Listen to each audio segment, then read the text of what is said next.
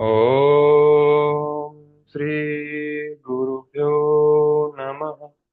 ओम सहना भवतु, सहनो भुनक्तु, सह वीर्यं करवावहै, तेजस्विनावधीतमस्तु मा विद्विषावहै। ओम शांति शांति शांति। तो सॉफ्टवेयर की चर्चा हम कर रहे थे पिछले लेक्चर में। ओम सुभाष। तो आज उसी को कंटिन्यू करेंगे हम और इसको कंप्लीट करेंगे सॉफ्टवेयर को। तो सॉफ्टवेयर का मैंने बता भी दिया था आपको, अब दोबारा बता देते हैं, एक बार रिवीजन हो जाएगा आपका। कि जब भी हमें किसी मशीन से बात करनी होती है, यानी कि मशीन मतलब कोई मैकेनिकल पार्ट हो गया, यानी कि किसी हार्डवेयर से हमें बात करनी होती है। तो जब भी हमें हार्डवेयर से बात करनी पड़ेगी तो इसके लिए कोई ना कोई लैंग्वेज चाहिए हमें। ठीक है, लैंग्वेज चाहिए। और क्या चाहिए? लैंग्वेज वो चाहिए जो ये हार्डवेयर समझ सके। तो ये हार्डवेयर लैंग्वेज कौन सी समझते हैं? बाइनरी लैंग्वेज समझते हैं। अब बाइनरी लैंग्वेज कौन सी होती है? जो जीरो और वन की फॉर्म में जो इंफॉर्मेशन होती है। ठीक है, तो यानी कि जो भी हम इसमें इनपुट देंगे, तो कोई ऐसी चीज चाहिए हमें जो हमारी कमांड को, जो हमारे इनपुट को बाइनरी लैंग्वेज में कन्वर्ट कर दे। ठीक है, और हम कमांड किसके माध्यम से देंगे? तो किसी न किसी एप्लीकेशन को ही यूज करेंगे हम, यानी कि किसी न किसी सॉफ्टवेयर के माध्यम से ही बात कर सकते हैं हम। अगर कोई सॉफ्टवेयर इंस्टॉल नहीं है इसमें, हार्डवेयर के पार्ट में, तो हम उससे मशीन से इंटरेक्ट नहीं कर सकते। ठीक है,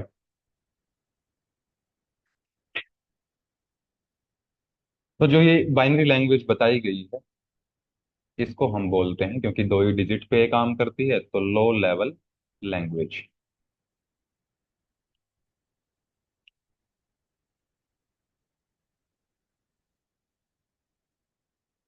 ठीक, अब इसके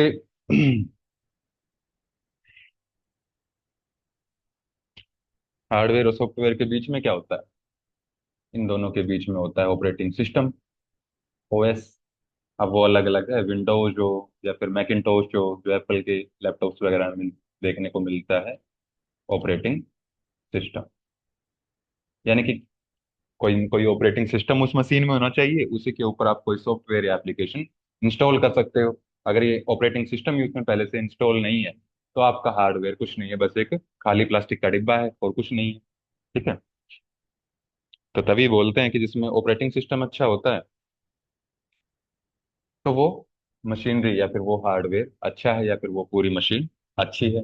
इसीलिए आपने देखा होगा कि एंड्रॉयड जो मोबाइल फोन है, वो थोड़े से सस्ते होते हैं एज कंपेरेटिव एप्पल के फोन से। क्योंकि एप्पल का जो मैक आईओएस है, वो थोड़ा सा बेटर क्वालिटी का है। ठीक है, थोड़ा नहीं, बहुत ज्यादा बेटर क्वालिटी का एंड्रॉयड के सॉफ्टवेयर से ये पड़ता है, सॉरी ऑपरेटिंग सिस्टम से। ठीक है, तो ये अब आप यहाँ पर कोई भी ऐप ऐप इंस्टॉल कर लिया आपने, कोई भी, ठीक है, या फिर कोई सॉफ्टवेयर इंस्टॉल कर लिया, एक ही बात है। तो उसमें आप कमांड दोगे कोई भी, और वो कमांड प्रोसेस कहाँ पे होगी? उस हार्डवेयर में प्रोसेस होगी। तो जो भी एप्स बनाई जाती हैं, तो वो किसी न किसी प्रोग्रामिंग लैंग्वेज के माध्यम से बनाई जाएंगी। प्रोग्राम लैंग्वेज होंगी इसके लिए। ठीक है, जो बढ़िया इस चीज का जानकार है, वही एप्लीकेशन बना सकता है। आप तो बना नहीं सकते हैं, लैंग्वेज तो आपको भी आती है, लेकिन प्रोग्राम लैंग्वेज नहीं आती है। कि जैसे कि बहुत सारी प्रोग्राम लैंग्वेज हैं, सी लैंग्वेज, C++, जावा, पाइथन, ये सारी प्रोग्राम लैंग्वेज, और इनको बोला जाता है हाई लेवल लैंग्वेज। तो जो आप कमांड देते हो, जो इनपुट देते हो, वो हाई लेवल लैंग्वेज में देते हो। तो आपने हाई लेवल लैंग्वेज में कमांड दी, लेकिन जो हार्डवेयर है, वो तो उस लैंग्वेज को समझता ही नहीं है, वो समझता है लो लेवल लैंग्वेज को। तो यानी कि कुछ न कुछ इसके बीच में एक ट्रांसलेटर भी बैठा होना चाहिए, जो हाई लेवल लैंग्वेज को लो लेवल में कन्वर्ट कर दे, तो उस ट्रांसलेटर को हम बोलते हैं कंपाइलर,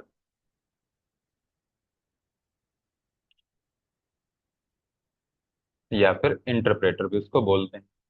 कि जैसे कि अगर कोई न्यूज देखता है, पॉलिटिक्स में इंटरेस्ट है, तो जब भी कोई यहाँ से कोई नेता जाता है किसी फॉरेन कंट्री में और वहाँ की उसको लैंग्वेज ना आती हो, तो उनको एक ट्रांसलेटर दे दिया जाता है, ताकि वो लोगों को वहाँ के संबोधित कर सके। ठीक है, तो वही काम इसमें कंपाइलर और इंटरप्रेटर का है। तो ये कन्वर्ट कर देता है लो लेवल लैंग्वेज में, जिससे हार्डवेयर जो है आपकी बात समझ जाएगा। तो ये तो इसका बेसिक सा आउटलुक है। अब कितने टाइप के सॉफ्टवेयर होते हैं? पहला आपका आ जाएगा इसमें एप्लीकेशन जिसके ऊपर इंस्टॉल है, तो यानी कि वो एप्लीकेशन सॉफ्टवेयर है।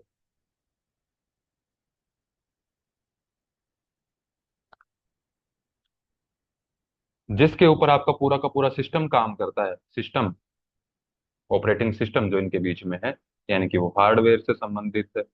तो सिस्टम सॉफ्टवेयर सिस्टम के अंदर होंगे। और तीसरा आता है आपका यूटिलिटी सॉफ्टवेयर, कि जैसे कि वो बैकग्राउंड में काम करते हैं सारे के सारे। कि जैसे कि एंटीवायरस हो गया, वो आपने इंस्टॉल कर लिया, एज सच आप कभी उसको ओपन करके नहीं देखते हैं अपनी पूरी लाइफ टाइम में, लेकिन वो बैकग्राउंड में आपके सिस्टम को जो है प्रोटेक्ट करता है, जिसका पूरा काम जो है वो आपके बैकग्राउंड में चलता है। ठीक है, तो ये तीन टाइप्स के बेसिकली सॉफ्टवेयर बताए गए। ठीक है, तो एक एक करके हम इसको देखेंगे अब। तो in a computer system the software is basically a set of instructions और commands that tell a computer what to do. कि सॉफ्टवेयर के माध्यम से ही आप उसको कमांड दे सकते हो कि उसको क्या करना है, किसी भी हार्डवेयर को या फिर किसी भी कंप्यूटर को। ठीक है, तो पहला आता है इसमें जैसे कि सिस्टम सॉफ्टवेयर।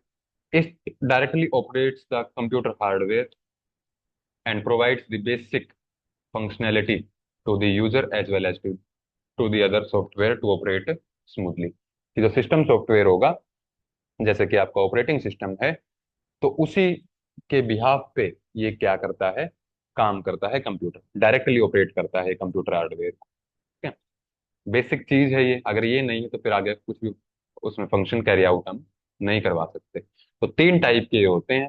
पहला आ गया है सिस्टम सॉफ्टवेयर, ओवरऑल सॉफ्टवेयर की बात कर रहे हैं। तो तीन टाइप के सिस्टम सॉफ्टवेयर, एप्लीकेशन सॉफ्टवेयर और यूटिलिटी सॉफ्टवेयर। पहला आता है सिस्टम सॉफ्टवेयर। वो इमेज आपको ध्यान रखनी है जो मैंने स्टार्टिंग में आपको करवाया है, कि सिस्टम सॉफ्टवेयर कहाँ पे ऑपरेट करेंगे, फिर एप्लीकेशन सॉफ्टवेयर कहाँ पे होते हैं, उनकी कौन सी लैंग्वेज होती है। अगर वो एक पिक्चर आपके दिमाग में रहेगी तो ये सारे क्लियर हो जाए। इसमें सिस्टम सॉफ्टवेयर में पहला आता है ऑपरेटिंग सॉफ्टवेयर, ओएस। तो एक तरह से सिस्टम सॉफ्टवेयर है ये। काम क्या है इसका, मेन प्रोग्राम है ये कंप्यूटर सिस्टम का। अगर ये नहीं है तो कंप्यूटर प्लास्टिक का डिब्बा है। It manages all resources such as computer memory, CPU, printer, hard disk etcetera, and provides an interface to the user.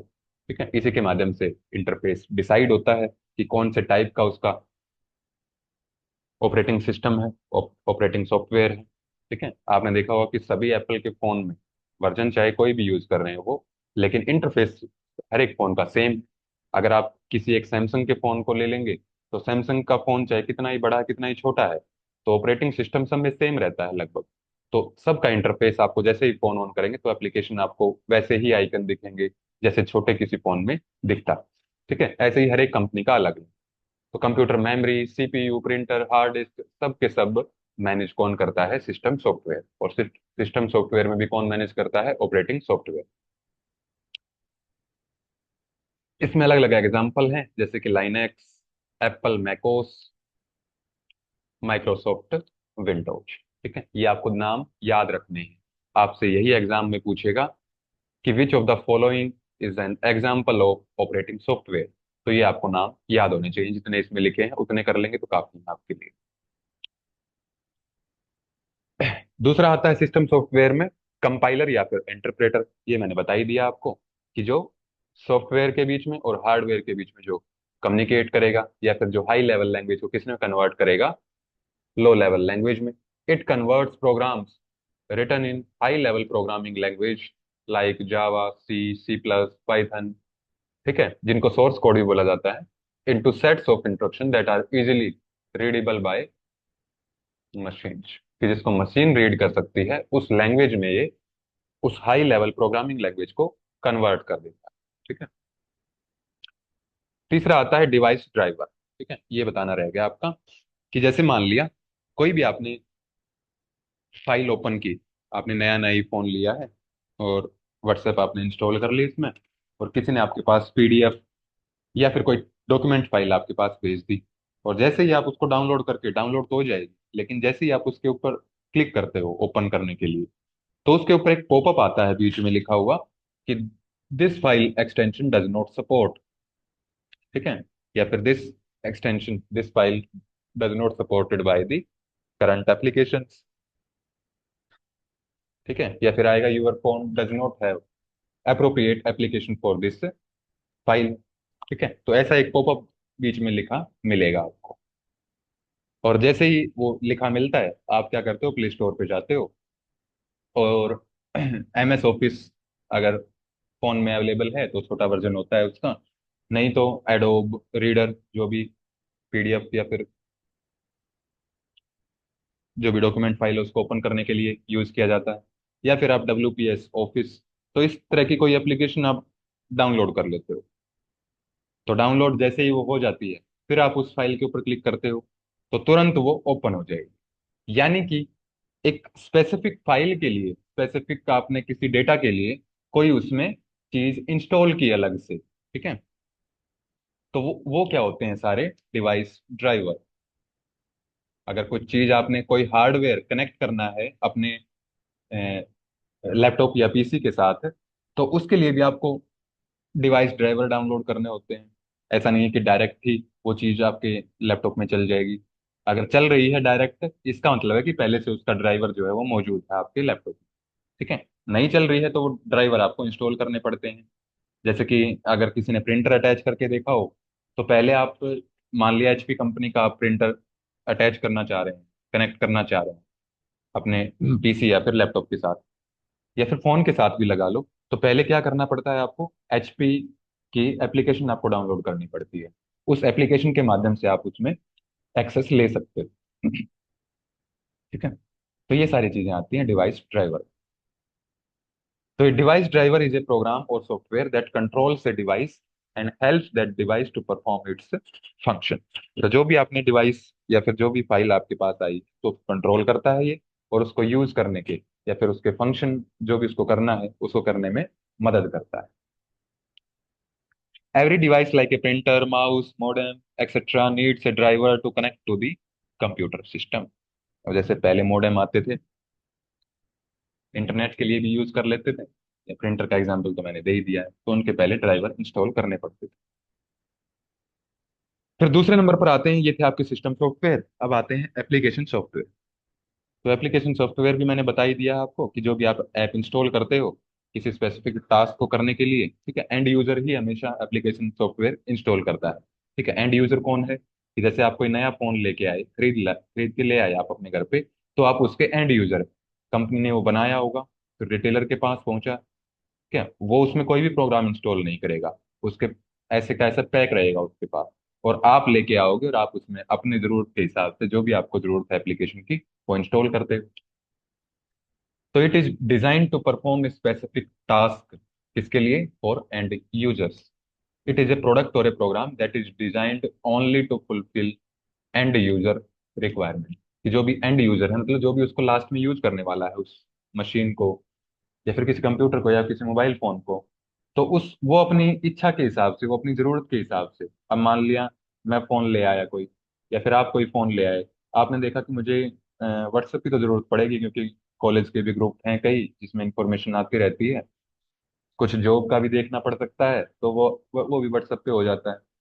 लेकिन इंस्टाग्राम मेरा टाइम खराब करता है, तो ये इंस्टॉल नहीं करूंगा मैं। ठीक है, तो यानी कि आपकी रिक्वायरमेंट आपको नहीं लगी उस चीज को इंस्टॉल करने की, तो आप नहीं करोगे उस एप्लीकेशन। ठीक है, तो it includes word processors and spreadsheets, कि जो भी वर्ड प्रोसेस है, यानी वर्ड की फाइल को जो प्रोसेस करेंगी चीजें, या फिर स्प्रेडशीट जो भी पीपीटी वगैरह, या फिर जो पावर पॉइंट में है, वो चीजें हैं, तो वो चीजें आप इंस्टॉल कर सकते हो अगर वो चीजें यूज करनी है तो। ठीक है। तो ये थे आपके एप्लीकेशन सॉफ्टवेयर। अब आगे आता है, इसमें और भी बहुत सारे एग्जांपल हो जाते हैं, दो लिए हैं बस, कि वर्ड प्रोसेसर है, स्प्रेडशीट है। ठीक है। अब आते हैं यूटिलिटी सॉफ्टवेयर। यूटिलिटी मतलब कि आपकी जरूरत के हिसाब से, या फिर जो बेहद ही काम के हैं लेकिन आप डायरेक्टली उनसे कोई काम नहीं लेते। ठीक है।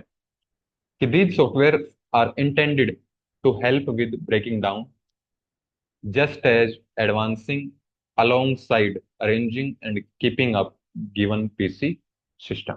यानी कि ये क्या क्या काम करते हैं ये इसने बताया है, कि ब्रेक डाउन करते हैं किस चीज को, जो आपके सिस्टम को या फिर जो किसी एप्लीकेशन को हार्म या फिर नुकसान पहुंचाने वाली जो चीजें हैं उनको ब्रेक डाउन करते हैं, तोड़ते हैं। ठीक है। कि जैसे कि आजकल सोसाइटीज के बाहर देखा होगा आपने, गार्ड बैठे रहते हैं, सिक्योरिटी गार्ड। किस लिए बैठाया जाता है उनको? अगर आप सोसाइटी के मेंबर गिनोगे या फिर आप बोलोगे कि सोसाइटी में कितने लोग रहते हैं, तो उसको हम काउंट नहीं करते हैं गार्ड को। ठीक है। लेकिन फिर भी उसका एक इम्पोर्टेंट रोल है। वो ब्रेक डाउन करेगा किसको? जो भी शरारती तत्व सोसाइटी में आने की कोशिश करेंगे तो उनको ब्रेक डाउन करेगा, यानी कि भगाएगा उनको। ठीक है। जैसे कि मतलब खुद को अपग्रेड करेगा। ऐसा नहीं है कि वो कमजोर था वो पहले से ही और उसको धमका के ही कोई अंदर घुस जाए। ठीक है। यानी कि वो एडवांस भी होना चाहिए। यानी कि जैसे जैसे टेक्नोलॉजी इंप्रूव हो रही है तो उसके हिसाब से उसकी कैपेसिटी इंक्रीज होनी चाहिए। अरेंज करता है वो सारी चीजों को, और जो भी सिस्टम है कोई, उसको अप टू डेट रखने में मदद करता है। ठीक है। एग्जाम्पल क्या हो जाएगा इसमें? Antivirus software. एक बार आपने इंस्टॉल कर लिया, परचेज कर लिया, फिर आप उसको जितने भी टाइम के लिए आपने परचेज किया है तो बैकग्राउंड में आपके पूरे सिस्टम को स्कैन करता रहता है। ठीक है। आपको बीच बीच में कुछ भी करने की जरूरत उसमें नहीं पड़ती। जो भी हार्मफुल फाइल आएगी या फिर कोई आपको हैक करने की कोशिश करेगा आपके सिस्टम को, तो वो वहीं पर उनको रोक देगा। तो ये थे टाइप्स ऑफ सॉफ्टवेयर। एक टाइप और है, और है इसका, एसेसिबिलिटी के आधार पर। यानी कि एसेसिबल आपके आसानी से हैं, पैसों में हैं, फ्री में हैं, कैसे, कैसे आप उनका एक्सेस ले सकते हो, तो उसके बिहाफ पे और एक क्लासिफिकेशन है इसका।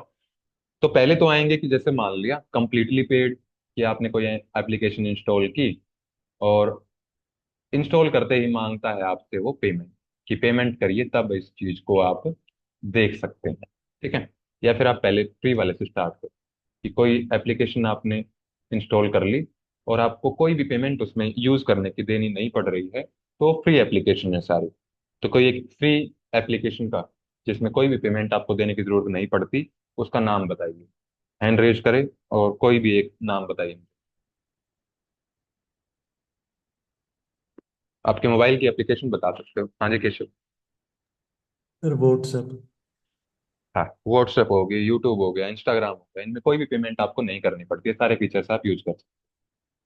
फिर कुछ एप्लीकेशन होती हैं कि आपने इंस्टॉल की, उसमें मांगता है कि आप 7 दिन या फिर 1 महीना आप फ्री में यूज कर सकते हो इसको, ट्रायल पीरियड के दौरान, और फिर आपको इसमें कुछ पे करना पड़ेगा। ठीक है। ऐसी कोई एप्लीकेशन? हाँ जी केशव। सर जैसे हॉट स्टार हो, ये नेटफ्लिक्स वगैरह हो गए। हाँ, हॉटस्टार, नेटफ्लिक्स, इसमें भी इस तरह के फंक्शन बीच में आ जाते हैं कि आप 7 दिन तो फ्री में यूज कर सकते हैं। या फिर आजकल तो ऐसा आ गया है कि आप 1 घंटा स्टार्टिंग का या फिर 2 घंटे उसमें फ्री में देख सकते हो। 2 घंटे कंप्लीट होते ही वॉच टाइम, और फिर आपका वो सब्सक्रिप्शन मांगता है। ठीक है। फिर अगला आता है कि कुछ फंक्शन हमेशा के लिए फ्री रहते हैं उसके, लेकिन आपको अगर पूरी की पूरी एप्लीकेशन यूज करनी है तो फिर उसके लिए पे करना पड़ेगा। यानी कि अगर फ्री जितने अवेलेबल ऑप्शन है उनमें आपका काम चल रहा है तो उसको फ्री में यूज करते रहिए। लेकिन जैसे ही थोड़ा सा एडवांस फीचर आप ऐड यूज करना चाहेंगे उस एप्लीकेशन में, तो वो फिर वहां पे पेमेंट मांगता है कि इस फीचर को एक्सेस करने के लिए आपको पेमेंट करनी पड़ेगी। तो ऐसी कोई एप्लीकेशन का नाम बताइए। हाँ जी केशव। Sir Truecaller. हाँ, ट्रू कॉलर। ठीक है। और फिर एक आती है एप्लीकेशन जो बिल्कुल ही पेड होती है, यानी कि डाउनलोड किया और तुरंत वो पेमेंट मांगे, कि पेमेंट करो तब यूज कर सकते हो इसको। तो ऐसी किसी एप्लीकेशन का नाम याद है?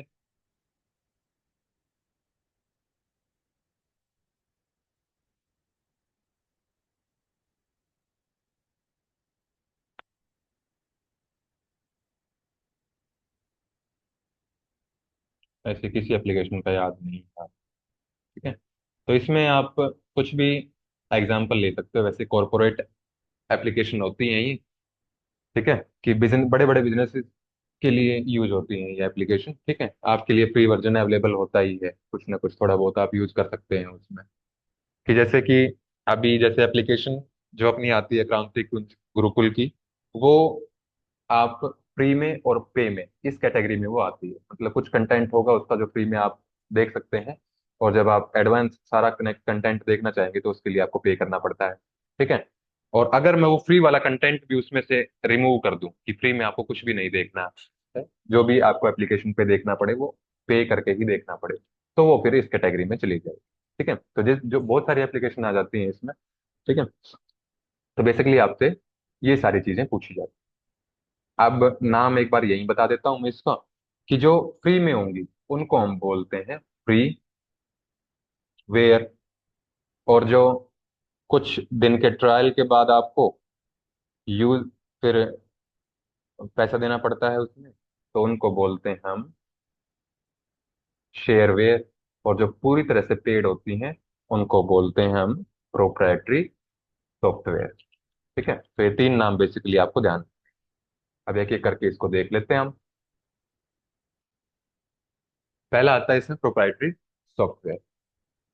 Refers to software that is privately own, कि मतलब किसी ने वो खरीद रखा है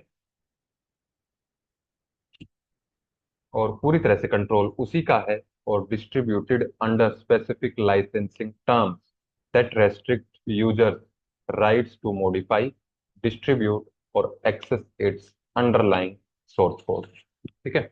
मतलब जो भी प्रोग्राम्स या फिर एप्लीकेशन बनाई जाती है, कोई भी सॉफ्टवेयर बनाया जाता है, तो उसकी एक प्रोग्रामिंग लैंग्वेज होगी हमेशा। और प्रोग्रामिंग लैंग्वेज होगी तो वो फिक्स होगी उसके लिए। कि जैसे कि मान लिया क्रांति कुंज एप्लीकेशन ही है, आप वेब पे ब्राउजर पे खोलते हो तो उसका अलग इंटरफेस आपको दिखता है। और जो एंड्रॉयड फोन में डाउनलोड कर लेते हैं तो उसका सोर्स कोड अलग होगा। और जो एप्पल के फोन में डाउनलोड होगी तो उसका सोर्स कोड अलग होगा। यानी कि तीनों की, मतलब तीनों जो एप्लीकेशन बनाई गई है वो अलग अलग सोर्स कोड के ऊपर बनाई गई है, और बिल्कुल नए तरीके से बनाई गई। ऐसा नहीं है कि एक बार एंड्रॉयड की बना दी तो वो सब चीजों में चल जाएगी, ऐसा नहीं। ठीक है। तो जिस स्पेसिफिक डिवाइस के लिए वो बनाई गई है तो उसी में वो चलेगी, उसके अलावा किसी और में नहीं चलेगी। ठीक है। तो वो सॉफ्टवेयर। और जब कोई ऐसी एप्लीकेशन जो प्राइवेट होती है तो उसका सोर्स कोड भी क्या होता है, प्राइवेट। अब अगर मैं आपको सोर्स कोड बता दूं तो पूरी एप्लीकेशन पे आपका कंट्रोल हो जाएगा। आप उसमें कुछ भी चीजें ऊपर नीचे करना चाहो, साइड में लगाना चाहो, किसी चीज को हटाना चाहो, किसी चीज में ऐड, कुछ चीज उसमें ऐड करना चाहो तो आप कर सकते हो। लेकिन अगर मैंने बस यूज करने के लिए आपको दी है, ठीक है, कि बस यूज कर लो, अपना काम चला लो, ठीक है, इसके साथ छेड़छाड़ आप नहीं कर सकते। यानी कि मैंने आपको सोर्स कोड नहीं बताया है तो इसका मतलब आप उसमें कुछ भी चेंजेस नहीं कर सकते। जो चीज जहां पर है वहीं पर रहेगी, और उसी जगह पर जहां पर वो है वहीं पर आपको उसको यूज करना पड़ेगा। ठीक है। तो जो, अब मुझे बताओ कि इसका जो सोर्स कोड है प्रोप्राइटरी सॉफ्टवेयर का, ये ओपन है कि क्लोज है, जिसमें आप कुछ भी चेंजेस नहीं कर सकते। हाँ जी केशव। क्लोज है। क्लोज है ये। ठीक है। क्लोज होगा ओपन, सर। हाँ, किसी एक ओपन सोर्स सॉफ्टवेयर का नाम आप 2 मिनट के लिए सोच लेंगे। ठीक है। जब ओपन सोर्स सॉफ्टवेयर का टॉपिक आएगा तब मैं आपसे पूछूंगा, तभी सोच के रखेंगे जब तक। तो ये थे आपके प्रोप्राइटरी सॉफ्टवेयर। इसके बाद आता है शेयरवेयर, और इन्हीं का दूसरा नाम होता है नैगवेयर। कि मतलब कुछ टाइम के लिए फ्री होंगे, ट्रायल पीरियड होगा इसमें, और फिर ये पेड होगा। इस commercial software that is distributed free to users, users को फ्री में बांट दिए जाते हैं ये। Eventually either requiring or encouraging users to pay for the continued support of the software. कि मतलब पहले फ्री में देंगे वो, कि आप फ्री में इसको यूज कर लो। जैसे कि जियो की सिम का पीछे आया था, कि पहले फ्री में उन्होंने नेट दिया आपका, जब उसकी आदत लग गई फिर उसको पेड कर दिया। ठीक है। ऐसे ही शेयरवेयर का है कि कई फंक्शन उसको या फिर कुछ घंटे उसमें फ्री देंगे आपको। जैसे कि नेटफ्लिक्स, हॉटस्टार, इनमें जब आपका इंटरेस्ट बन जाएगा, अच्छी अच्छी मूवीज आपके सामने रखेंगे वो देखने के लिए। और जब आपका इंटरेस्ट बन जाएगा फिर आपसे बोलेंगे कि थोड़ा सा पेमेंट कर लो, अब आपका जो फ्री वाला कंटेंट है वो खत्म हो गया है। ठीक है। तो फ्री फॉर सम टाइम यानी कि ट्रायल पीरियड जब तक चलेगा फ्री रहेंगे। एग्जाम्पल है इसमें आईडीएम और एंटीवायरस। अब अगला आता है इसमें ओपन सोर्स सॉफ्टवेयर। तो बताइए किसने सोचा है किसी ओपन सोर्स सॉफ्टवेयर का नाम, जिसमें कोई भी चेंज कर सकता है जिसको नॉलेज है। हाँ जी केशव। सर जैसे विकिपीडिया हो गया और क्वेरा हो गया। हाँ विकिपीडिया हो गया, और सबसे बढ़िया एग्जाम्पल है इसमें एंड्रॉयड। ठीक है। एप्पल का जो ऑपरेटिंग सॉफ्टवेयर है वो इसलिए महंगा है क्योंकि वो क्लोज है, उसमें कोई भी चेंजेस नहीं कर सकते, जो भी चेंज करेगा वो कंपनी वाले ही कर सकते हैं। एंड्रॉयड ऐसा है जिसको भी नॉलेज है वो उसमें अपना एडअप उसमें कर सकता है। ठीक है। इसलिए ये इतना सस्ता है कि सबके लिए अवेलेबल है, जिसको नॉलेज है वो अपनी अपग्रेड इसमें करो। ठीक है। इसलिए ये सेफ नहीं है, इसलिए प्राइवेसी का इसमें खतरा रहता है एंड्रॉयड। तो ओपन सोर्स यानी कि जिनका सोर्स कोड क्या रहेगा, ओपन रहता है सबके लिए। Open source software is software that is distributed with its source code, यानी कि डिस्ट्रीब्यूट किया जाएगा वो यूजर्स में, लेकिन सोर्स कोड उसके साथ में दिया जाएगा कि सोर्स कोड भी आप ले लो, और कुछ लगे इसमें आपको कुछ बेहतर इसमें मिल जाए तो वो मॉडिफाई आप कर देना। Making it available to use, modification भी कर सकते हैं, और distribution with its original rights, कि जो उसके राइट्स थे, जो अधिकार थे उसके, उसको भी डिस्ट्रीब्यूट किया जा सकता है। ठीक है। तो free for lifetime, open source है तो फ्री रहते हैं। You are able to make any kind of changes, कुछ भी चेंज उसमें कर सकते हैं। Source code is available in public domain, public के लिए सोर्स कोड उसका अवेलेबल रहता है फॉर एनालिसिस, एनालाइज भी कर सकते हैं और उसमें मॉडिफिकेशन भी कर सकते हैं।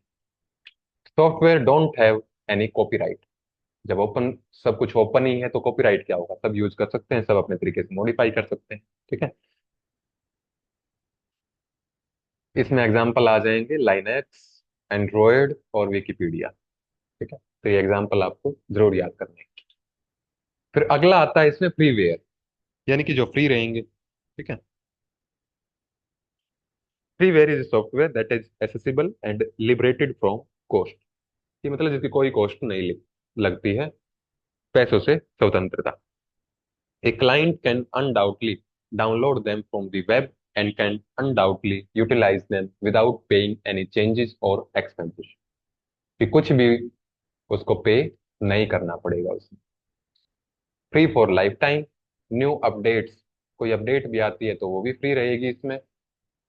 जैसे कि एग्जांपल हो गया इसमें गूगल क्रोम, एडोब रीडर, तो ये सारे फ्रीवेयर में आते हैं।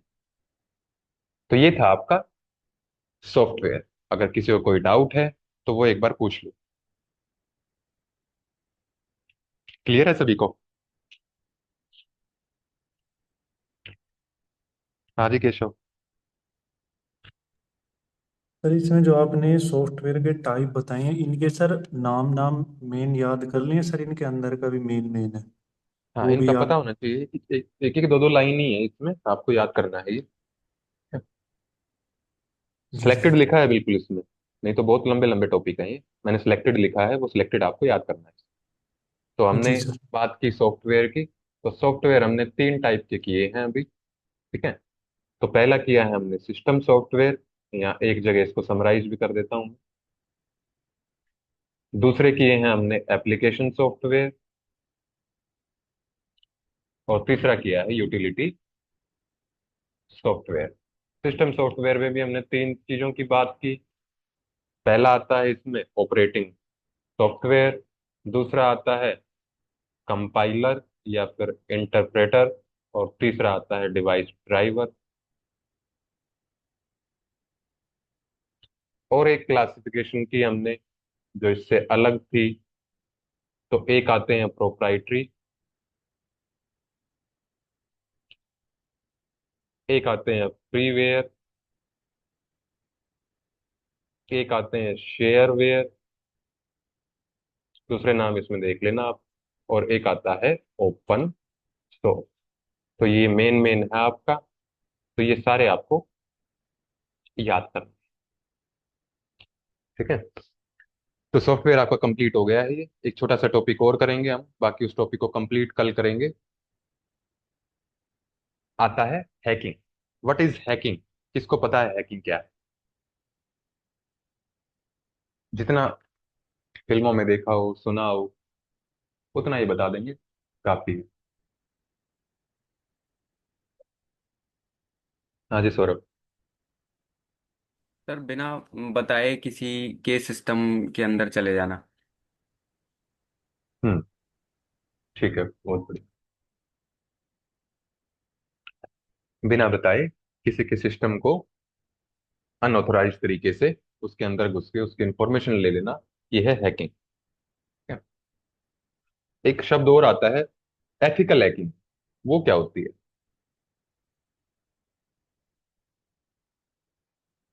सुभाष,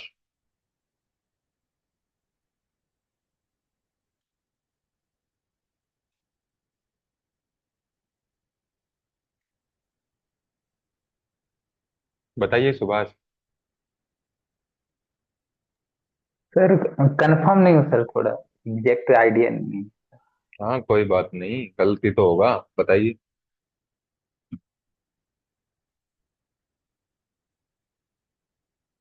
प्रयास तो कीजिए।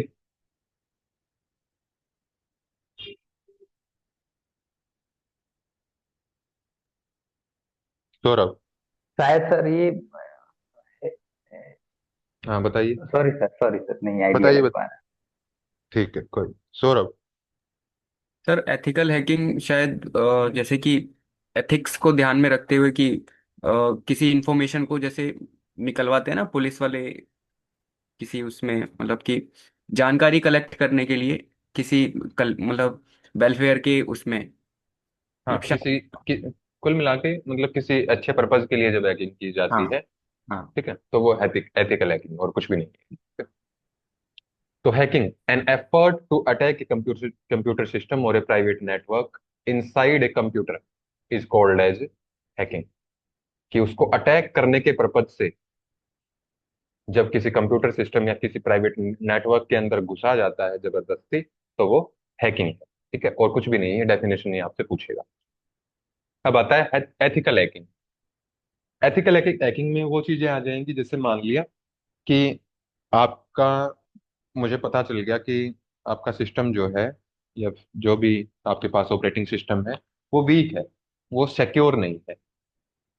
तो ये बड़ी बड़ी कंपनियां वैसे करवाती हैं ये, कि आप किसी हैकर को वो हायर करते हैं और उनको बताते हैं कि ये हमारा सिस्टम है, इसको हैक करके दिखाइए।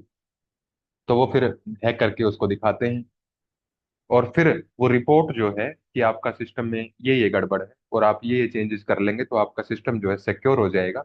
और वो रिपोर्ट फिर आगे ऑर्गेनाइजेशन को या फिर जो भी संगठन है उसको सौंप देते हैं कि ये आपके सिस्टम में कमी पाई गई। ठीक है, यानी कि उनको अवेयर करने के लिए, अवेयरनेस के लिए जब भी हैकिंग की जाएगी वो एथिकल हैकिंग है। तो ethical hacking is to scan vulnerabilities, यानी कि जो क्या है, जहां पर भी उनको थोड़ी सी कमी लगती है या फिर कुछ किसी का घुसने का अब रास्ता दिखता है कि यहाँ कोई हैकर जो गलत अपनी मंशा से इसके अंदर सिस्टम के अंदर घुस के पूरा सिस्टम करप्ट कर सकता है। क्योंकि बड़ी बड़ी कंपनियों के पास है क्या एट लास्ट, उनकी आईटी, जो उनका आईटी डिपार्टमेंट है, वही उनका, उसी के बेस पे वो टिके हुए हैं।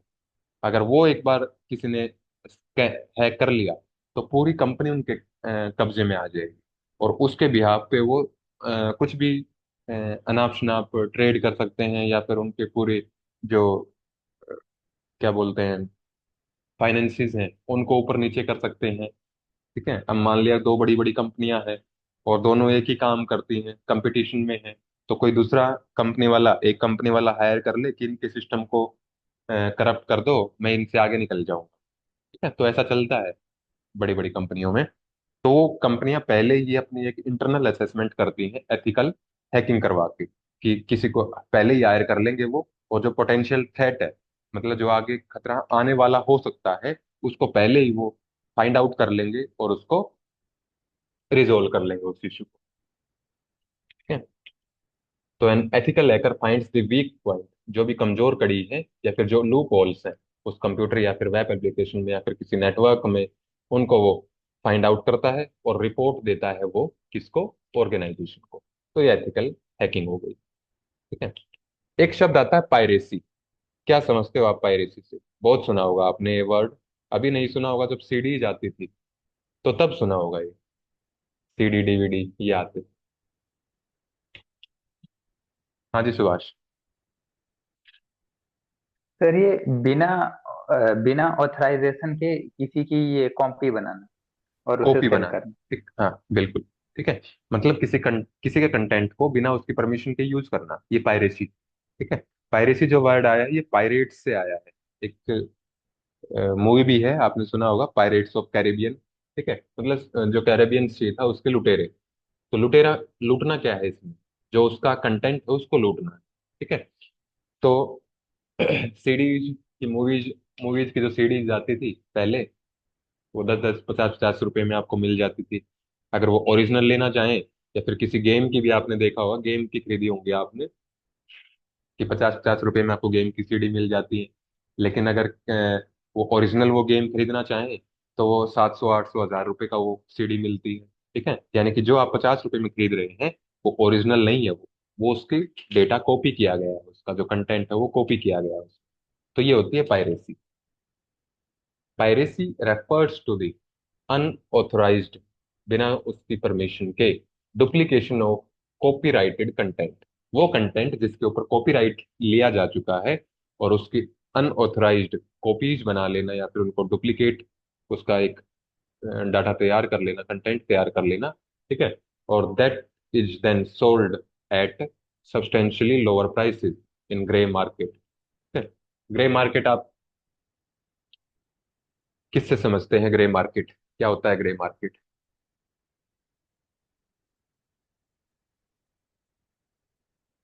सुना है पहले कभी ये शब्द? हाँ जी केशव। सर चोर बाजार। एज सच अब चोर बाजार नहीं बोल सकते उसको। एक तो होता है रजिस्टर्ड चीजें, है ना, कि जो बिल्कुल ऑथराइज तरीके से जिनकी रजिस्ट्री हुई है। ठीक है।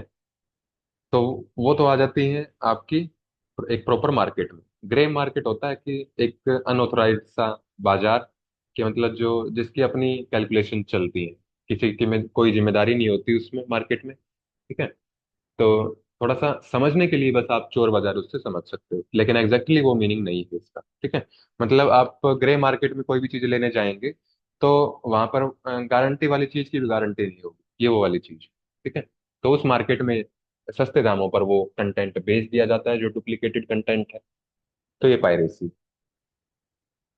तो ये था आपका आज का टॉपिक। अब हैकिंग में क्या ऐसी चीजें हैं, क्या वो हैकर किसी सिस्टम में डाल देता है जिससे उसको, जो भी सिस्टम है उसको हैक करने में हेल्प हो जाती है या फिर मदद करती है वो चीजें, तो उसके बारे में हम कल पढ़ेंगे।